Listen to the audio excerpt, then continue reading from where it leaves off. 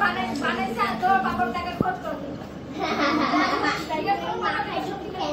সত্যি ভাই জানতে আমি তোমার কাছে বলবো আল্লাহ বলছে বাবাকে যত আমার উপর খরচ করবে আল্লাহ তাআলা বাবাকে তত দিবে জিজ্ঞেস করো বাবাকে খরচ বলতে তো এর বেশি লোক খাকি তো কিছু সেই খায় ওকে শান্তি পাপা ইতনা রুপিয়া ভাই পাপা क्या দাদা দাদা